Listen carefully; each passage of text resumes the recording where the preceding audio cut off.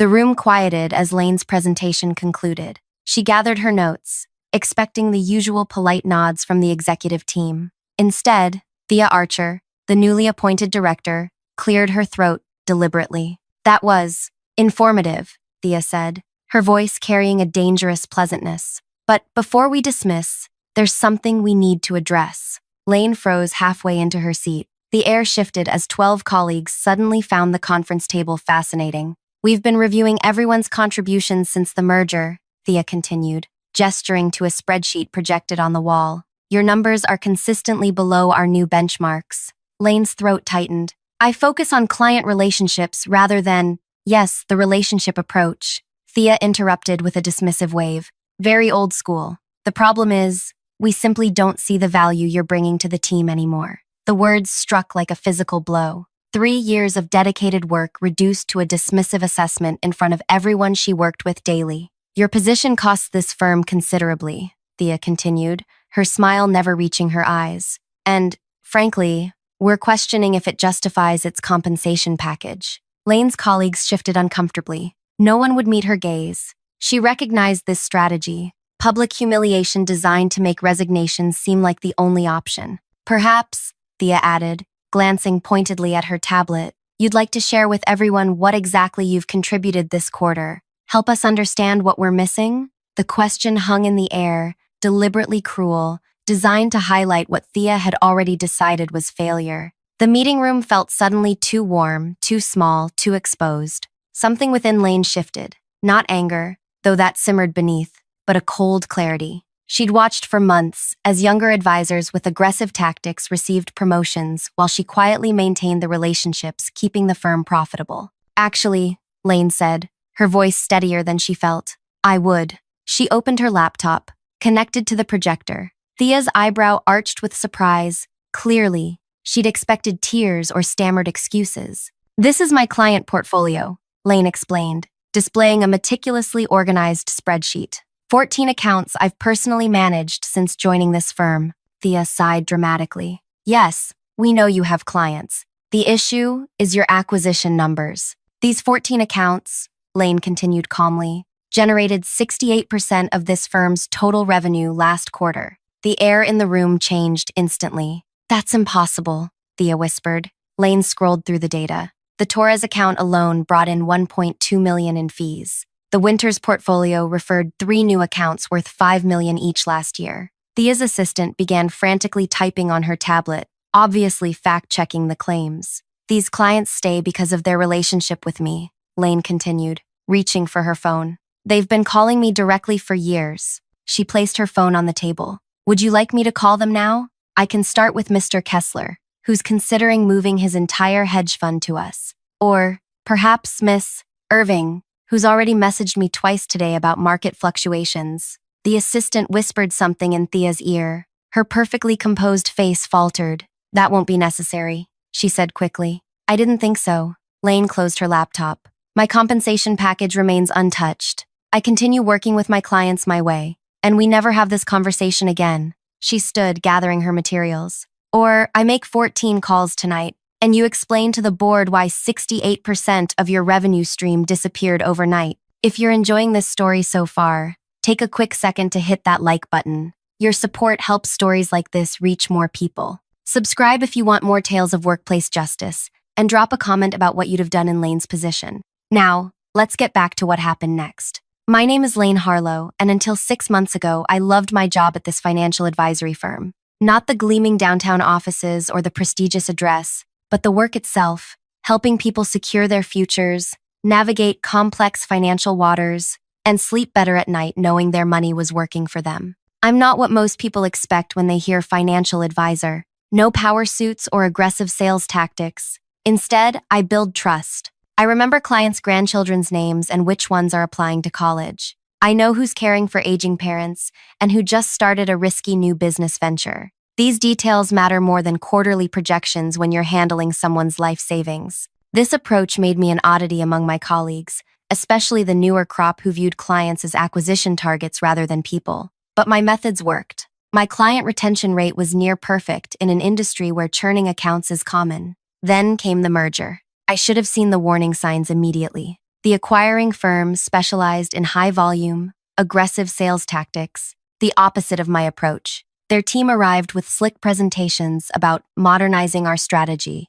and aggressive growth targets. Leading the charge was Thea Archer, brought in as our new director, tall, immaculately dressed, with a Harvard MBA and cutting efficiency. Thea represented everything the board thought we needed. She spoke in buzzwords and viewed the financial industry as a battlefield rather than a service. First quarter post-merger, she announced during her inaugural team meeting, we trimmed the fat. That meant performance reviews, new benchmarks, and a compensation structure rewarding new acquisitions over client maintenance. The message was clear: bring in fresh money or become expendable. I watched younger advisors adapt immediately. They extended their workdays, bombarded prospects with calls, and competed viciously for leads. Meanwhile, I continued my steady approach, spending hours on video calls with nervous clients as the market fluctuated wildly that spring. You're falling behind, my manager warned me 3 months in. Thea's watching the numbers closely. My clients are satisfied, I countered.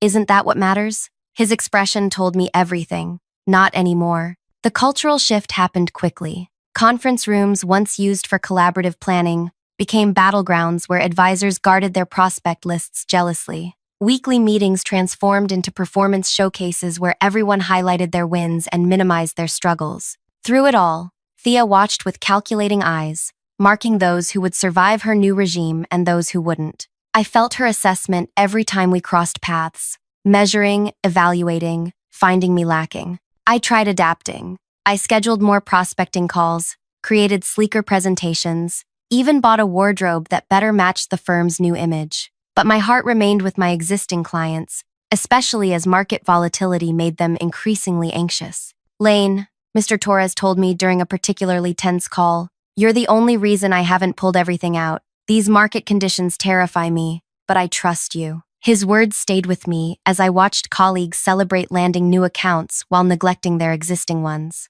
I began tracking something no one else seemed to care about: which advisors were quietly losing clients even as they trumpeted new acquisitions. The data told a clear story. The firm was gaining new accounts but hemorrhaging established ones, except mine. My client base remained steady, their portfolios substantial, their loyalty unwavering. But these metrics weren't on Thea's dashboard. Until yesterday, when I received the calendar invitation. Performance review, all team members present. The subject line alone told me everything. Thea didn't conduct private performance reviews. She made examples of people. I spent the night preparing, gathering data, organizing numbers that told my story rather than hers. I barely slept, rehearsing what I would say when challenged, how I would defend my work without seeming defensive. What I hadn't prepared for was the cold satisfaction I'd feel watching Thea's confident expression crumble when confronted with reality. As I walked back to my office after the meeting, colleagues parted like water around a stone.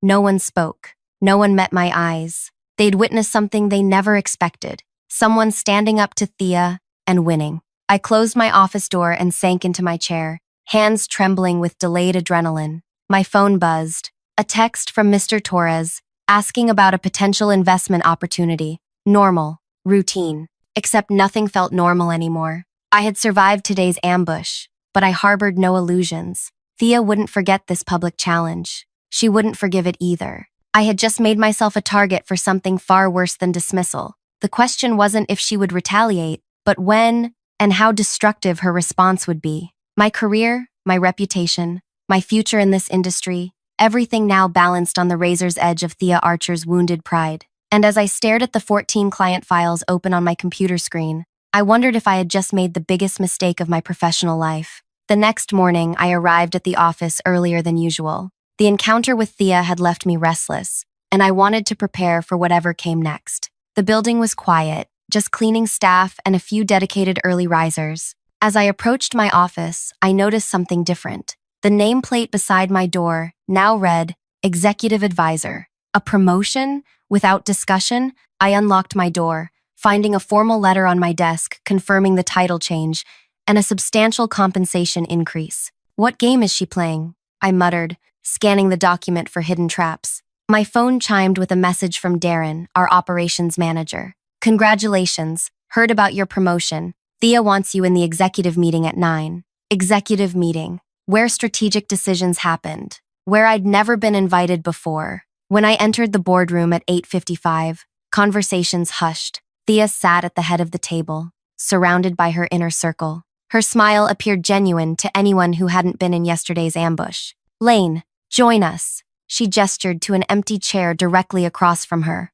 "We were just discussing the Miller acquisition." I settled into the seat, feeling every eye on me. The Miller Group was a prestigious client we'd been pursuing for months. Landing them would be a significant win. "We need someone to lead the presentation team," Thea continued. "Someone who understands relationship building. I think you're perfect for it." The offer was too good, too sudden. Yesterday, she'd tried to humiliate me into quitting. Today, she was handing me a career-defining opportunity. I felt the eyes of everyone at the table, watching for my reaction. "I'd need to understand the scope before committing," I replied carefully. "Of course," Thea nodded, seeming pleased with my caution. "We'll brief you fully. The presentation is in 2 weeks, plenty of time to prepare." As the meeting continued, I contributed cautiously, watching Thea for signs of her true intentions. She treated me with newfound respect, soliciting my opinions and nodding thoughtfully at my suggestions. The other executives followed her lead,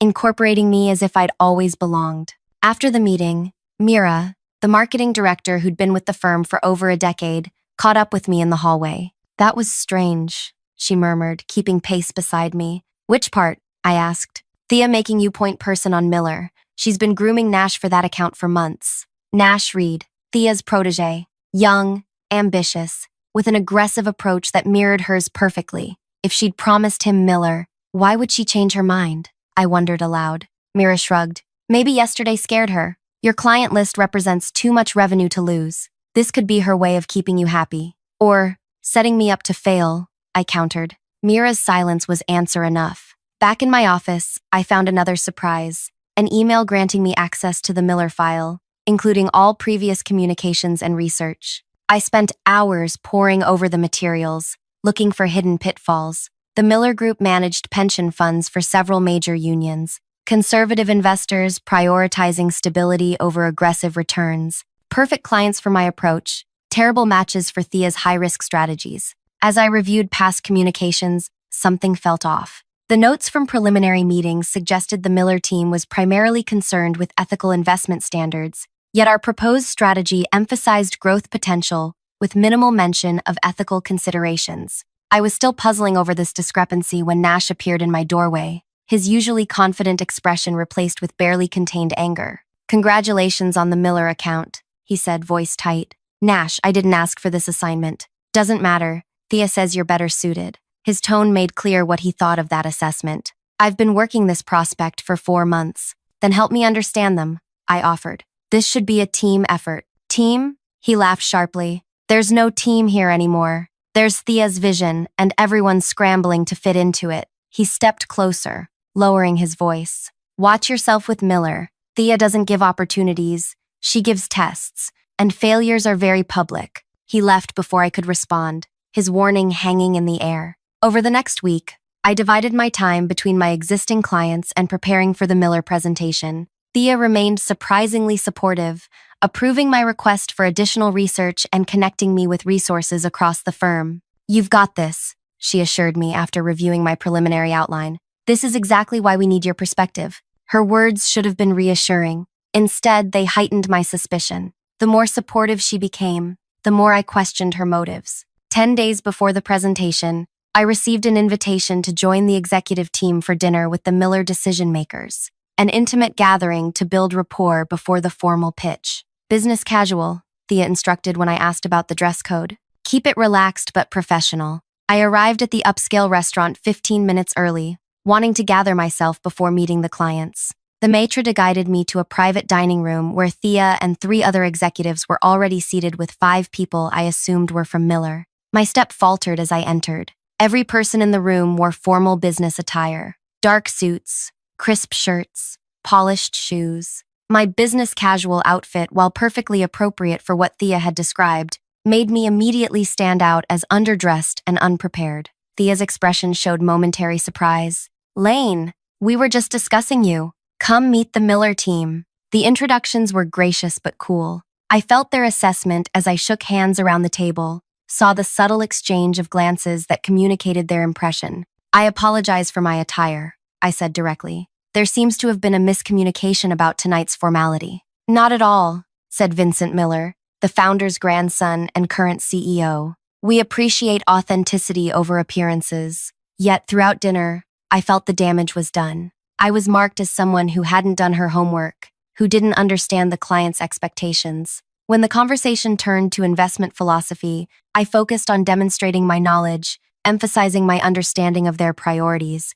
"You mention ethical investments," Vincent noted, "but your colleague Nash presented quite a different strategy, focused on maximizing returns through emerging markets." I nearly choked on my water. "Nash presented to you already?" Vincent nodded. "Last week, he had quite an impressive approach." Across the table, Thea watched me with that same pleasant expression, but her eyes held triumph. She'd never canceled Nash's presentation. She'd set up competing pitches and ensured I'd make a poor first impression tonight. Nash offered one perspective. I recovered quickly. "Our firm values diverse approaches. I'd be interested to hear which aspects of his presentation resonated with your team." The dinner concluded with polite handshakes and non-committal statements about looking forward to my formal presentation. As the Miller team departed, Thea lingered. "Unfortunate misunderstanding about the dress code," she said lightly. "I thought I'd been clear." "Crystal clear," I replied, maintaining my composure. "As was your decision to have Nash present separately,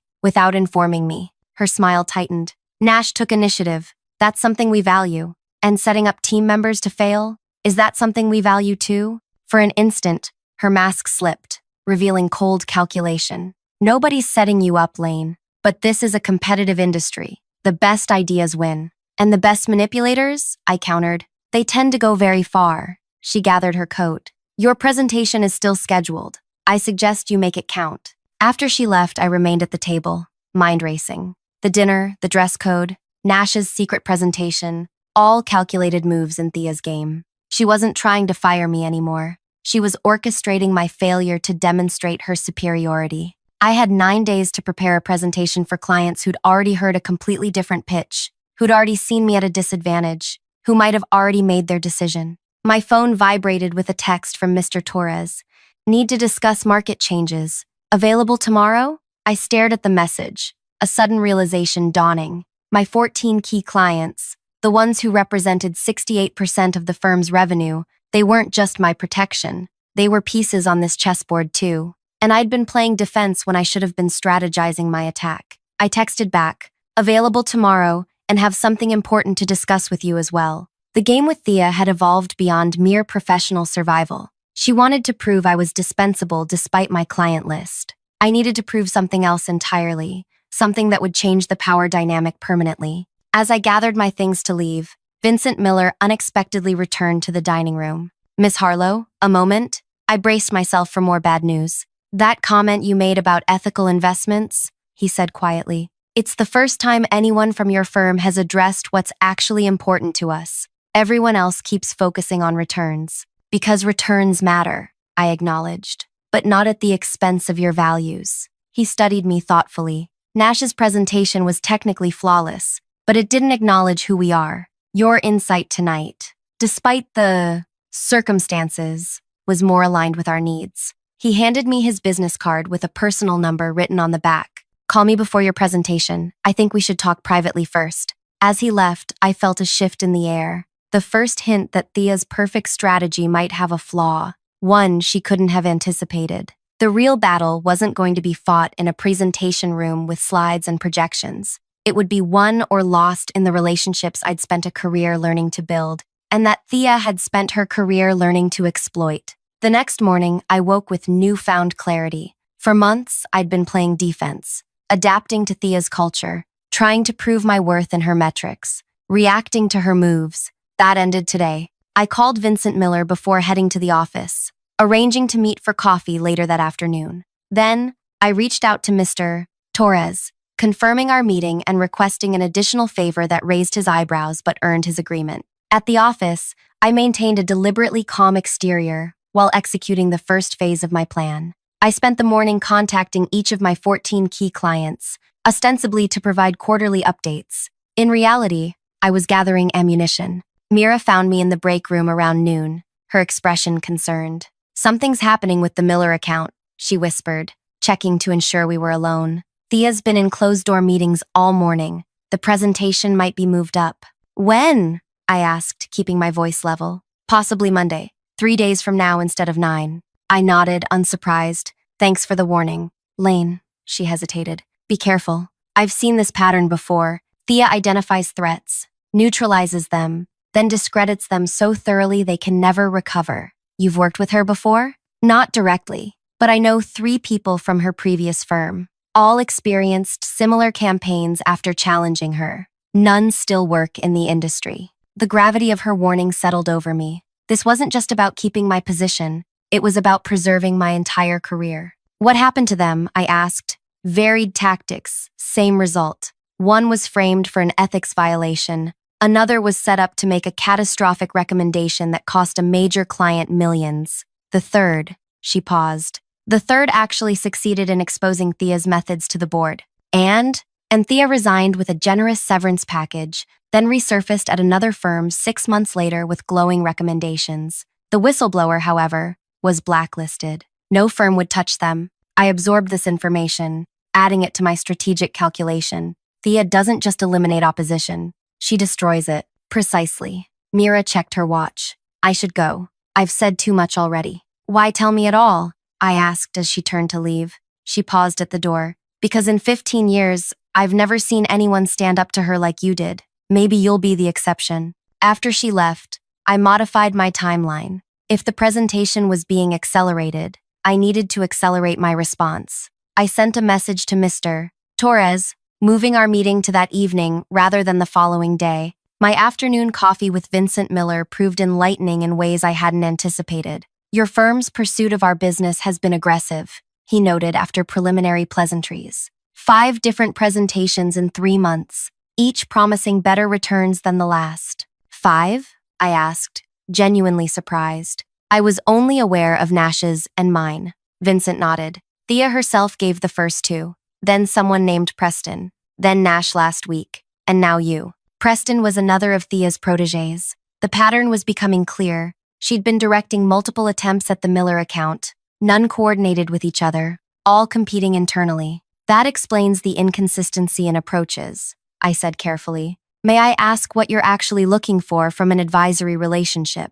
Vincent studied me for a moment before answering. My grandfather built this company on 2 principles: financial sustainability and ethical responsibility. Our current advisors focus exclusively on the former while neglecting the latter. And the presentations you've seen from our firm? All emphasized aggressive growth strategies that would require us to abandon our commitment to ethical investing. More returns, less conscience. I nodded, understanding completely. Thea's growth at all costs mentality was fundamentally misaligned with what the Miller Group actually valued. What if I told you there's a way to honor both principles? I asked. Not as a compromise, but as complementary strategies. For the next hour, I outlined an approach centered on Vincent's actual priorities rather than Thea's presumptions. By the time we parted, he'd requested a complete proposal, not for his team, but for him personally, by the end of the week. Regardless of what happens with the formal presentation, he added, I want to see your vision specifically.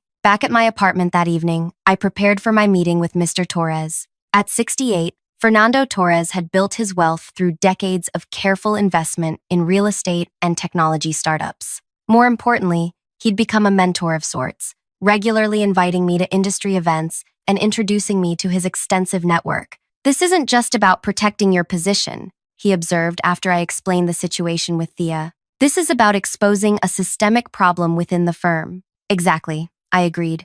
The issue isn't personal rivalry. It's about client welfare and ethical advisory practices. He nodded thoughtfully. And you're certain other clients have experienced similar concerns? I've spoken with 12 of my 14 key clients today. All reported being contacted by other advisors at the firm within the past month, all offering to review their portfolios or discuss new opportunities. They're trying to establish relationships that would survive my departure. Mr. Torres's expression darkened. Poaching attempts disguised as customer service. Precisely, but none of those advisors have our history or understand their specific needs. It's about claiming the accounts, not serving the clients. So what do you need from me? 2 things, I replied. First, your presence at a meeting I'm arranging for next Thursday. And second, your discretion until then. He agreed without hesitation. By the time he left, the framework of my plan was solidly in place. The next morning, Saturday, I should have been focused on preparing for Monday's potentially accelerated Miller presentation. Instead, I spent hours making calls to my remaining key clients, securing commitments for Thursday's meeting. By noon, all 14 had confirmed their participation, many expressing concern about the changes they'd observed since the merger. I was finalizing my notes when my phone rang, Thea's name flashing on the screen. "I'm glad I caught you," she said without preamble. "There's been a change to the Miller presentation. It's been moved to Monday morning." "I heard rumors," I replied calmly. "Any particular reason for the change?" Vincent Miller requested it specifically. He was apparently quite impressed with Nash's pitch and wanted to expedite the decision process. The lie was so blatant it was almost impressive. Vincent had told me explicitly that Nash's approach missed their core values entirely. "I see," I said simply. "I'll be prepared." "Excellent. Oh, and the presentation format has changed as well. Rather than individual pitches, we'll be doing a joint presentation, you and Nash together." This was the trap, forcing me to collaborate with Nash at the last minute, ensuring a disjointed, contradictory pitch that would fail spectacularly. "That seems unusual for a final presentation," I noted. "The client specifically requested to see how our team collaborates," she replied smoothly. "I've already briefed Nash. He'll reach out to coordinate with you today." After hanging up, I sat motionless, processing this development. A joint presentation with no time to prepare, with a colleague who had every reason to undermine me, showcasing contradictory approaches to a client whose real priorities were being ignored. It was elegantly destructive, a perfect professional execution. Nash called 30 minutes later, his tone brisk and businesslike. "Thea says we're presenting together Monday. I've already structured the presentation. You'll handle the relationship management sections. I'll cover investment strategy and returns projections." "That approach doesn't align with what Miller actually wants," I countered. "What Miller wants is irrelevant.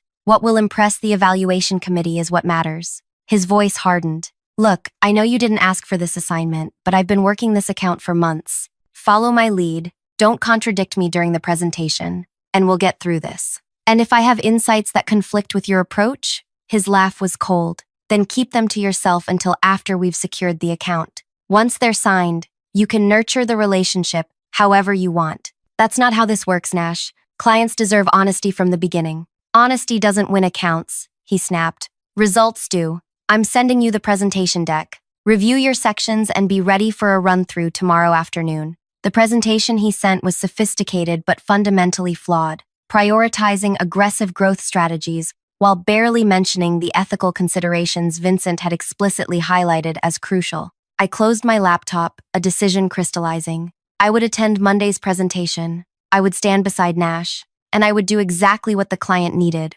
regardless of the consequences to my standing with Thea. But Monday's presentation was merely a skirmish. The real battle would come Thursday, when all 14 of my key clients gathered in one room, a meeting Thea didn't yet know existed, for a purpose she couldn't possibly anticipate. My phone chimed with a message from Vincent Miller. "Received troubling call from your director suggesting you're being reassigned. Should I be concerned about Monday?" I stared at the message, another piece of Thea's strategy becoming clear. She was already laying groundwork to explain my imminent failure. "No concerns necessary," I texted back. "Monday will be revealing in ways no one expects." I set my phone aside and opened a fresh document on my laptop. The title at the top read simply, "Client Protection Protocol, Addressing Ethical Concerns Post-Merger." The countdown to Monday had begun. Thea thought she was orchestrating my professional demise. She had no idea I was documenting hers. Monday morning arrived with a stillness that comes before decisive moments.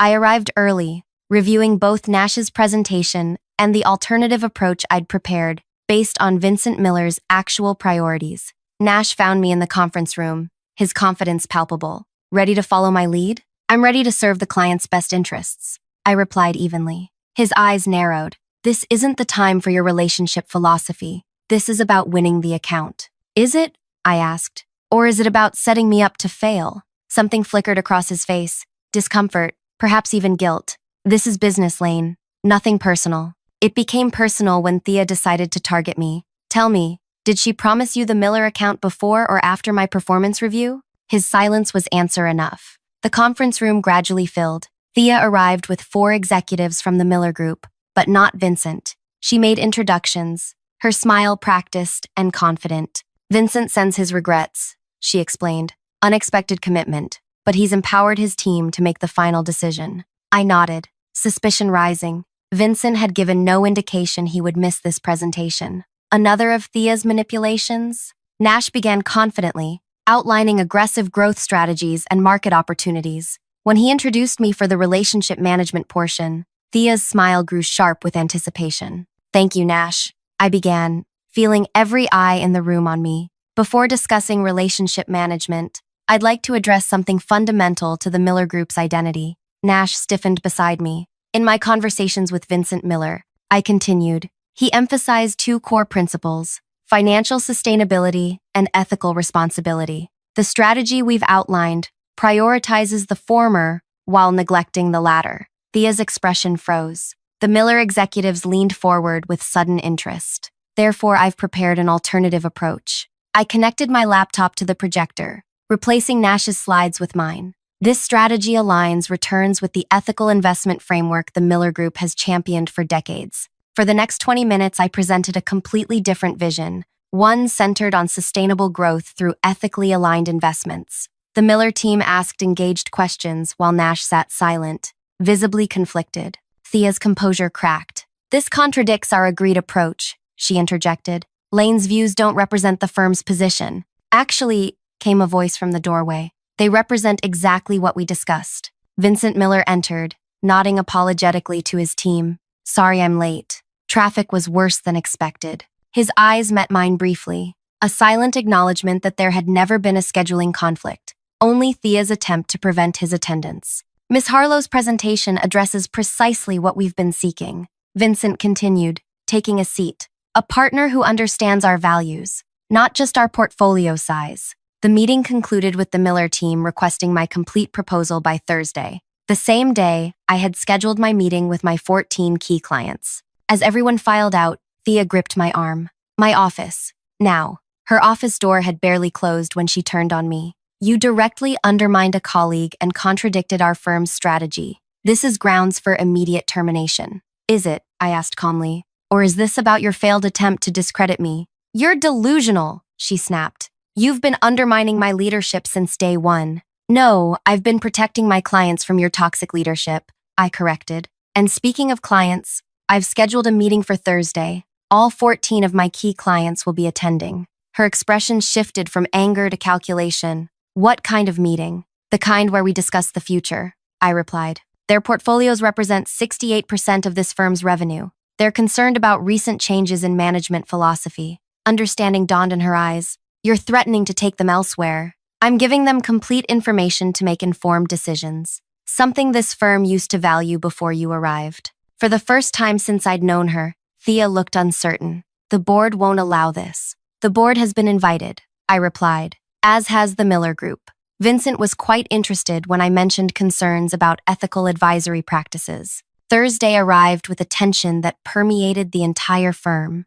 The largest conference room had been reserved, security posted discreetly outside. My request, approved by the board chairman after I'd shared selected portions of my documentation. One by one, my clients arrived, collectively representing over $2 billion in managed assets. The board members followed, then Vincent Miller, and 2 of his executives. Thea entered last, her expression carefully neutral, though her eyes burned with contained fury. Once everyone was seated, I began. Thank you all for coming. This meeting was called to address serious concerns about the direction of our firm following the merger. I outlined the systematic changes in client management, the attempts to separate clients from their established advisors, and the prioritization of new acquisitions over client welfare. As I spoke, I distributed folders containing documentation, emails, meeting notes, performance metrics, all telling the same story. The essential question, I concluded, is whether this firm still deserves your trust.